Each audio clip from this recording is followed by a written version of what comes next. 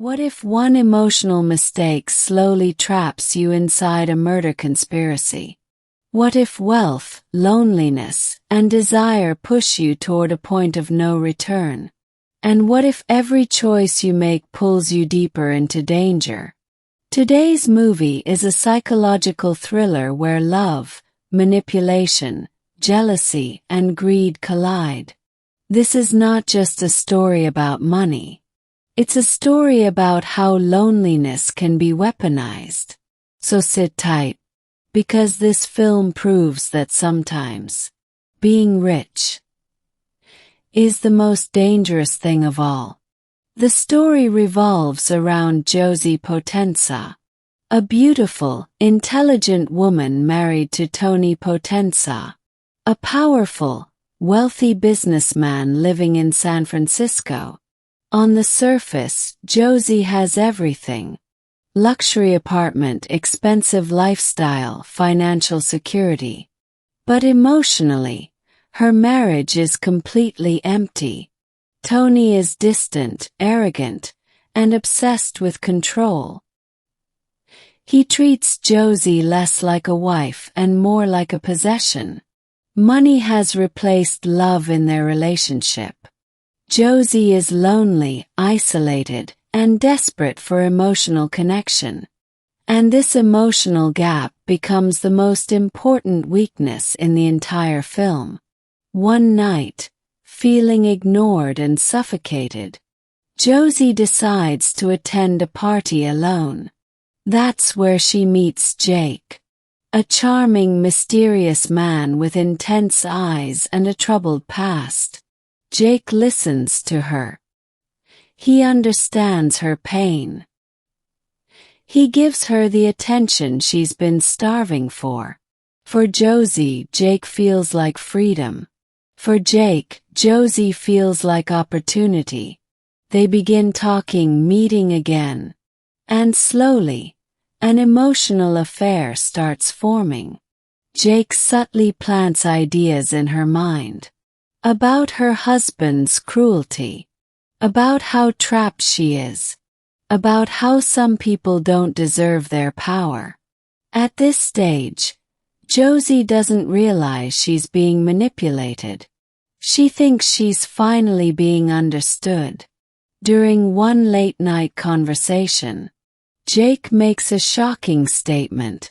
He casually talks about how some rich people only care about money, and how the world would be better without them. Then comes the turning point.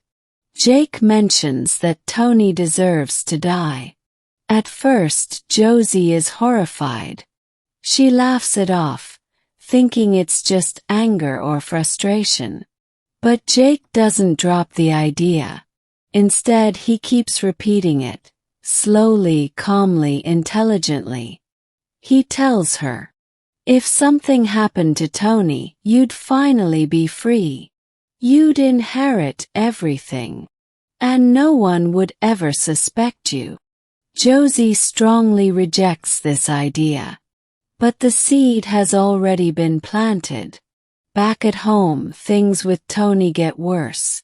He humiliates Josie publicly, controls her movements, and constantly reminds her that everything she has belongs to him. Tony even jokes about replacing her, making it clear she's disposable. Each argument pushes Josie emotionally closer to Jake, and farther away from morality. Jake continues acting like a supportive friend, but his intentions are slowly revealed. He wants Tony dead, and he wants Josie's money. Jake now openly discusses a murder plan. He says he can make Tony's death look like an accident. Josie is torn. She knows it's wrong, but she also feels trapped and powerless. Eventually, under emotional pressure, fear, and manipulation, she agrees to discuss the possibility. This is the moment where Josie crosses the line. Not by committing murder, but by allowing the idea to exist. Jake asks her for information. Tony's routines, security systems, travel plans. Josie gives small details, thinking she's still in control. But in reality, Jake is now fully controlling the situation. Suddenly, Jake disappears. Josie panics. She realizes how dangerous the situation has become. Soon after, Tony survives an attempted attack. The police get involved, and suspicion starts creeping toward Josie. Tony becomes paranoid and violent, accusing Josie of betrayal, threatening her emotionally and mentally. Josie is now trapped between a husband who controls her and a manipulator who wants her money. She understands too late that Jake never loved her. She was just a stepping stone. Josie starts investigating Jake's past and uncovers the terrifying truth. Jake has done this before. He targets wealthy, lonely women, manipulates them emotionally, and pushes them into criminal situations. He disappears once the damage is done. Jake finally returns, demanding Josie finish what they started. But this time Josie refuses. She's no longer the lonely woman from the beginning. She realizes survival means fighting back. In a tense final showdown, Josie confronts Jake. The truth comes out. Jake's manipulation, his greed, his lack of remorse. A struggle breaks out, and in a moment of self-defense, Jake is killed. Josie doesn't feel victory. She feels relief mixed with trauma. The nightmare is finally over. In the end, Josie survives, but at a cost. She escapes both a toxic marriage and a deadly manipulation. The Rich Man's Wife is not just a thriller. It's a warning.